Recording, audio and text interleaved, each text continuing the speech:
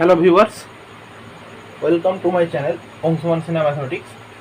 তো আপনারা বোর্ড থেকে দেখতে পাচ্ছেন যে আমরা ক্লাস 11-এর সম্বন্ধ চ্যাপ্টারটি শেষ করেছিলাম এবং ক্লাস 11-এর আমরা এর পরবর্তী চ্যাপ্টার যেটি আছে সেটি হচ্ছে অপেক্ষক ক্লাস 11-এর, সেটা আমরা শুরু করব। বেশ কিছু অসুবিধার কারণে আমার ভিডিও আপলোড করা সম্ভব হয়ে ওঠেনি, তো আমি আজকের থেকে আবার ভিডিও আপলোড করার চেষ্টা করছি। বেশি সময় না লাগিয়ে আমরা শুরু করব। চ্যাপ্টারের নাম ফাংশন বা অপেক্ষক। তো চ্যাপ্টারের নাম যেটা আজকে আমরা পড়ব সেটি হলো অপেক্ষক।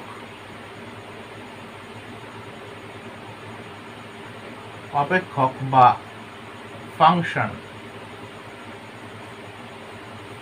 ফাংশন বা অপেক্ষক। যদি সূচনা দিই তাহলে অপেক্ষকের সূচনা হচ্ছে যে কলনবিদ্যার যেটা আমরা ক্লাস প্রধানত 11-ও আমাদের আছে এবং ক্লাস 12-এও বেশিরভাগটা আছে কলনবিদ্যা, অবকলনবিদ্যা, সমকলনবিদ্যা। 11-ও আছে, সমকলনবিদ্যা নেই, অবকলনবিদ্যার সূচনাটা থাকবে হয়তো, আছে হয়তো। তো কলনবিদ্যার একটা গুরুত্বপূর্ণ অধ্যায় সেটা হচ্ছে কিন্তু আমার অপেক্ষক। ঠিক আছে, তো অপেক্ষক সম্বন্ধে জানতে হলে আমাদের কি জানতে হবে? বিভিন্ন বাস্তব সমস্যার গাণিতিক বিশ্লেষণ সুন্দরভাবে উপস্থাপন করা যাবে অপেক্ষকের মাধ্যমে। এই অধ্যায়ে আমরা বিভিন্ন অপেক্ষকের ধারণা পাব এবং তাদের লেখচিত্র ও বিভিন্ন ধর্মসমূহ নিয়ে আলোচনা করব। এবং আমরা মূলত সাঁতরা পাবলিকেশনের বই ফলো করছি। তো প্রথমে আমরা যেটা জানবো সেটা হচ্ছে বিস্তার। কি জানবো? বিস্তার বা অন্তরাল।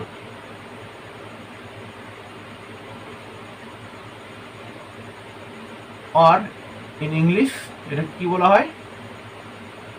ইন্টারভাল। ঠিক আছে, ইংলিশে এটা কি বলা হয় না? ইন্টারভাল। তো ইন্টারভাল জিনিসটা কি? যদি দুটি বাস্তব সংখ্যা থাকে, আমি ধরলাম যে দুটি বাস্তব সংখ্যা এ এবং বি এবং এ লেস দেন বি। ঠিক আছে, এই দুটি বাস্তব সংখ্যা এ এবং বি এবং এ লেস দেন বি। ঠিক আছে, তাহলে এই যে বাস্তব সংখ্যা রেখার উপর অবস্থিত এ থেকে বি পর্যন্ত সমস্ত সংখ্যার সেট একটি বদ্ধ বিস্তার বা বদ্ধ অন্তরাল। অর্থাৎ আমি যদি এ একটা পয়েন্ট নিই আর এখানে বি অপর একটা পয়েন্ট নিই, এখন যদি এই দুটোকে যদি আমি একটা সরলরেখার মাধ্যমে যুক্ত করে দিই, তো এ যেহেতু আমার এটা বি এর থেকে ছোট, অর্থাৎ এ থেকে বি পর্যন্ত সমস্ত যে পয়েন্টগুলো আমার থাকবে, এটা তো একটা সরলরেখা, এটা অনেকগুলি পয়েন্ট নিয়ে গঠিত, তাই তো? এই যে এ থেকে বি পর্যন্ত সমস্ত পয়েন্ট বা বিন্দুর যে কালেকশন, ঠিক আছে, সংখ্যার যে সেট, এই সমস্ত পয়েন্ট নিয়ে যদি আমি একটা সেট তৈরি করি, তাহলে সেই সেটটি হলো একটি বদ্ধ বিস্তার। এ থেকে বি এর মধ্যে আমি যদি লিখি যে এ থেকে বি এর মধ্যে অবস্থিত সমস্ত বিন্দুগুলি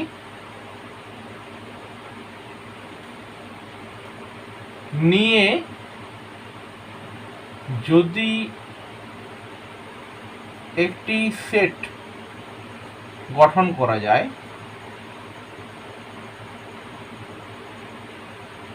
সেট গঠন করা যায়, তখন সেই সেটটিকে বলা হবে বদ্ধ বিস্তার। সেই সেটটি হবে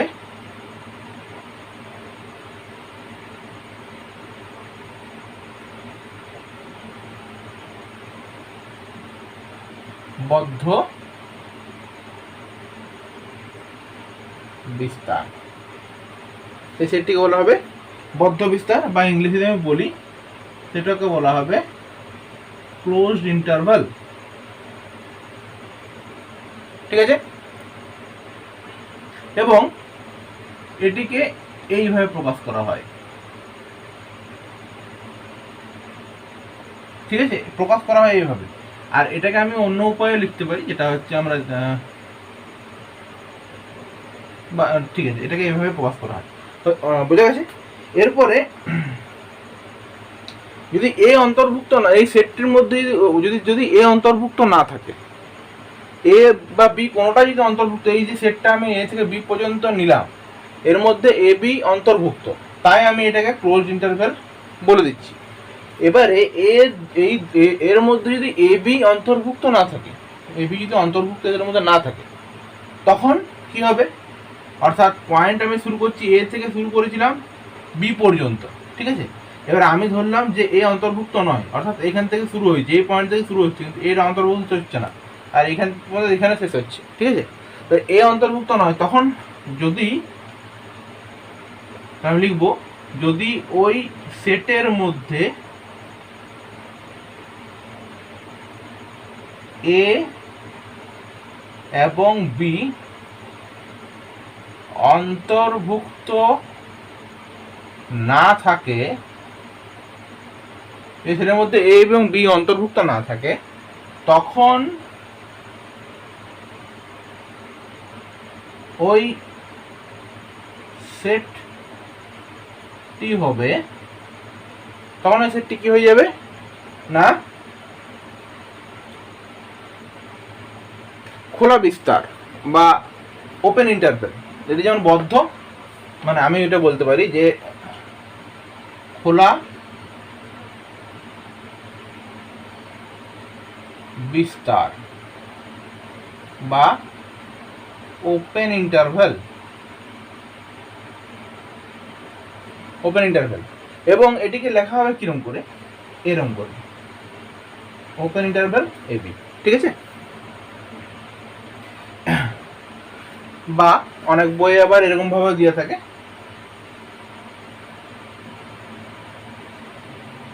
তোমরা যেটি ইচ্ছা সেটাকেই তোমরা লিখতে পারো। এরপরে চলে আসছি বাস্তব চল বা রিয়েল ভেরিয়েবল। বাস্তব চল জিনিসটা কি?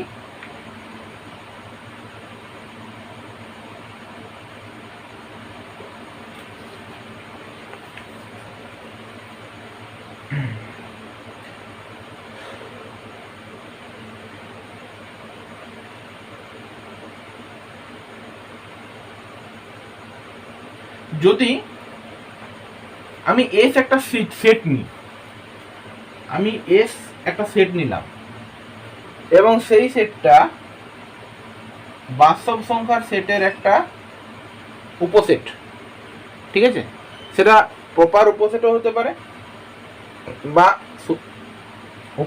শুধু উপসেট হতে পারে। ঠিক আছে, তাহলে এস একটা সেট নিলাম, যে সেটটা বাস্তব সংখ্যার একটা উপসেট, এবং এক্স যে কোনো একটা এলিমেন্ট এই এস সেটের। ঠিক আছে, এস আমি যে কোনো একটা এলিমেন্ট এই এস সেটের নিলাম, যে কোনো একটা এলিমেন্ট বা পদ আমরা বলতে পারি। ঠিক আছে, যে কোনো পদকে, এবং এই এক্স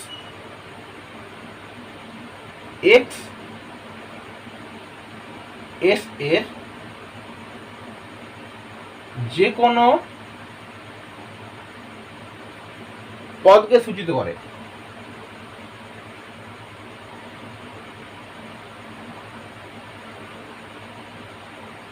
যে কোনো পদকে সূচিত করে, অর্থাৎ এক্স নির্দিষ্ট পদ নয়, এক্স আমি একটা এক্স নিলাম যেটা এস এর যে কোনো পদকে সূচিত করে, তখন সেই এক্সকে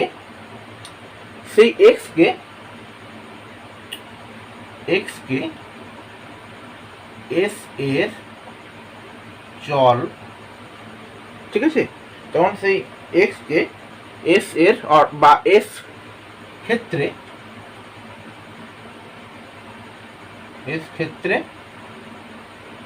চল বলা হবে। ঠিক আছে, এরপর আমরা চলে যাচ্ছি, এরকম ভাবে এক্স আমি একটা নিয়েছি, এরকম ভাবে চলকে সাধারণত অ্যালফাবেট দিয়ে ডিনোট করা হয়। সাধারণত চল যদি ডিনোট করতে হয় তাহলে আমাদের সাধারণত এক্স একটা নিলাম, এর ওয়াই, জেড, ডাব্লিউ, ভি এই সকল দিয়ে কিন্তু কোনো চলরাশি বা চলকে আমরা রিপ্রেজেন্ট করব বা রিপ্রেজেন্ট করতে পারি। ঠিক আছে,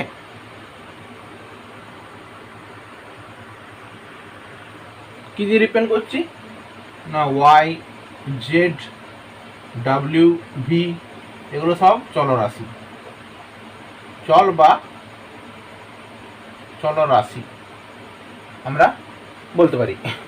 এরপরে আমরা চলে যাচ্ছি চলরাশি কত প্রকারের তো বাস্তব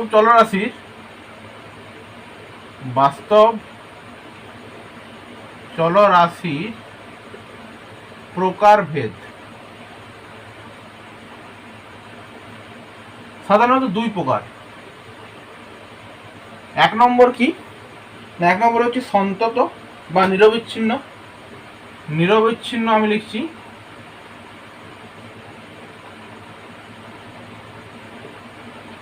চল বা কন্টিনিউয়াস ফাংশন। ঠিক আছে,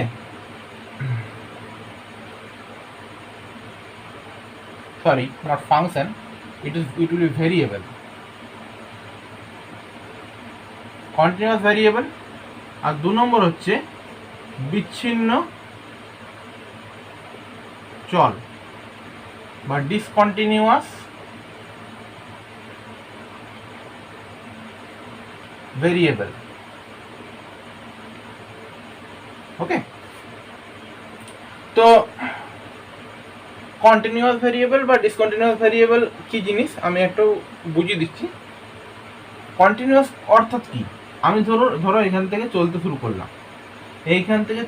করলাম, আমি এখানে এটা আমার ডেস্টিনেশন, এখান থেকে শুরু করছি, এখানে এটা আমার ডেস্টিনেশন। আমি এইখান থেকে যদি না থেমে সেটা যে কোনো পথ হতে পারে, সেটা এই পথ হতে পারে, সেটা এই পথ হতে পারে, সেটা এই পথ হতে পারে, সেটা এই পথ হতে পারে, ঠিক আছে, সেটা এই পথ হতে পারে। তো আমি যদি কোনো জায়গায় না থেমে, আমি এ থেকে শুরু করেছি বি পর্যন্ত যাব, আমি কোনো জায়গা থেকে না থেমে এ থেকে স্টার্ট করলাম, ডাইরেক্ট বি পর্যন্ত গেলাম, তো এইটাকে বলা হচ্ছে, এই যে আমি নিরবিচ্ছিন্ন, কোনো জায়গায় বিচ্ছিন্নতা নেই আমার, এইটাকে বলা হচ্ছে কিন্তু নিরবিচ্ছিন্ন, তাই তো। এবং এই মানে নিরবিচ্ছিন্ন চলকে প্রকাশ করতে হলে আমাদের এরকমভাবে গ্রাফ প্লট করে আমাদেরকে প্রকাশ করতে হয়।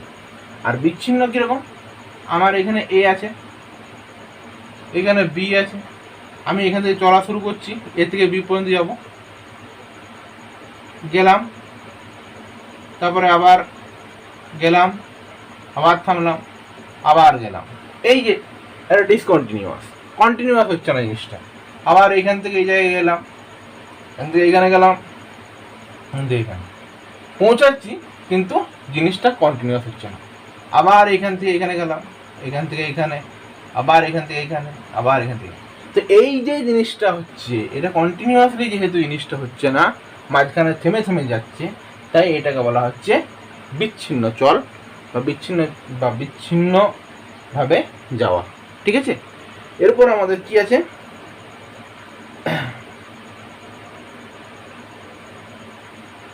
সন্তত চলের জিওমেট্রিক্যাল সিগনিফিক্যান্স বা জ্যামিতিক তাৎপর্য।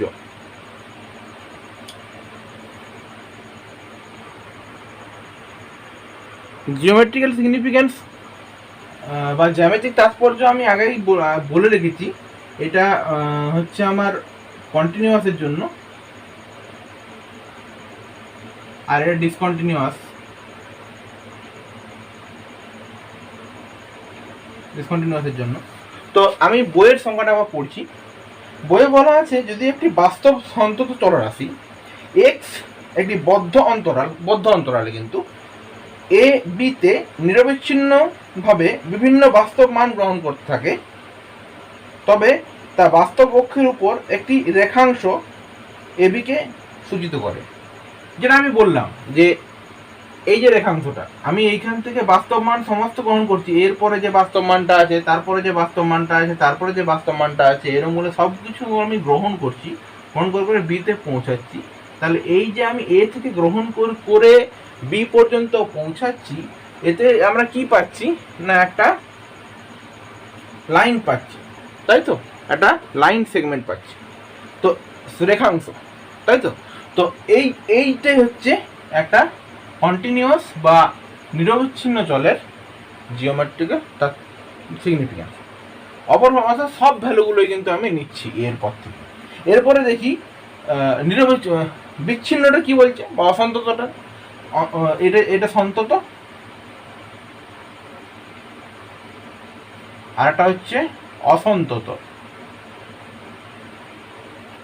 অসন্তত চলে কি বলা হচ্ছে না, এক্স হচ্ছে এক্স এর ক্ষেত্র এস, আমরা সেটা আগেই পড়েছি, এবং কতকগুলি বিচ্ছিন্ন বাস্তব মান থাকে, তবে উপরোক্ত চলরাশিকে বাস্তব, অসন্তত বা বিচ্ছিন্ন চল বলা হয়। যদি কোনো বাস্তব চলরাশি এক্স এর ক্ষেত্র, বাস্তব চলরাশি এক্স, চলরাশিটা এক্স যার ক্ষেত্র হচ্ছে আমার এস, তো কি বলা আছে এখানে, এক্স এর ক্ষেত্র এসে কেবলমাত্র কতকগুলি বিচ্ছিন্ন বাস্তব মান থাকে, কতগুলি বিচ্ছিন্ন বাস্তব মান, অর্থাৎ এক্স এর এই এস সেটের উপরে কতগুলি বিচ্ছিন্ন বাস্তব মান যদি থাকে, তাহলে তখন সেই চলরাশিটিকে আমি বলবো যে সেটি হচ্ছে অসন্তত বা ডিসকন্টিনিউয়াস।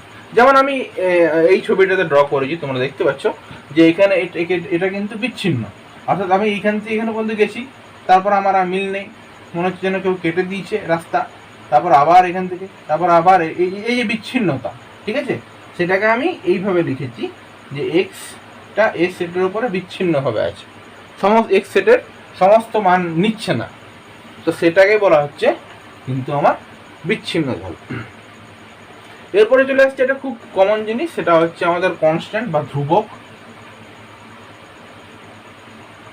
বা কনস্ট্যান্ট। ধ্রুবকটা কি জিনিস বা কনস্ট্যান্টটা কি জিনিস না, যার মান পরিবর্তনশীল নয়। অ্যাকচুয়ালি যেটা কথা, আমি এটা বইয়ের ভাষা নয়, এটা আমার ভাষা, যে যার মান পরিবর্তনশীল নয় সেটি হবে ধ্রুবক, আর যার মান পরিবর্তনশীল সেটি হয়ে যাবে কিন্তু আমার চল। অর্থাৎ চল আর ধ্রুবক, চল আর ধ্রুবক এরা কিন্তু পরস্পর বিপরীত।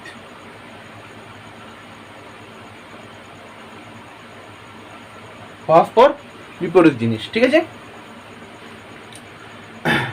যার মান স্থির, পরিবর্তনশীল নয়, যেটা যেমন উদাহরণস্বরূপ আমি বইয়েরটা বলছি, এক্স এস এর প্রত্যেকটি পদের একটা নির্দিষ্ট মান থাকে, এই এস এর প্রত্যেকটি পদ বা সদস্যকে নির্দিষ্ট ধ্রুবক বা স্থির ধ্রুবক বলা হয়। যেমন আমি যদি উদাহরণ নিই, উদাহরণগুলি খুব সোজা, আমি ধরো 3 নিচ্ছি একটা সংখ্যা, 2 আর 2 সমান আমরা কি বুঝি যে 2, বা পাই, বা ধরো -1/2। তো এই যে জিনিসগুলো আমরা লিখেছি, এই জিনিসগুলো কিন্তু ধ্রুবক সংখ্যা বা ধ্রুবক। এখানে আরো অনেক কিছু দেখানো হয়েছে, তোমার y = mx সমীকরণ, যেটা মূলবিন্দুগামী সরলরেখার সমীকরণ, বা এসবগুলো আমি এখন যাচ্ছি না, আমি শুধুমাত্র তোমাদেরকে বইটা দেখিয়ে দিচ্ছি একবার, তাহলে তোমরা বুঝতে পারবে। এই যে এইভাবে এই উদাহরণগুলো এখানে দেখা যাচ্ছে, y = mx দেখানো হয়েছে। এটা x square plus y square equal to a square বৃত্তকে সূচিত করছে, ঠিক আছে। তো এই সব এগুলো আমি এখন যাচ্ছি না, এগুলো মানে ধ্রুবককে রিপ্রেজেন্ট করা হচ্ছে। এরপরে দেখি ক্রমযুগলের সেট রূপে অপেক্ষক।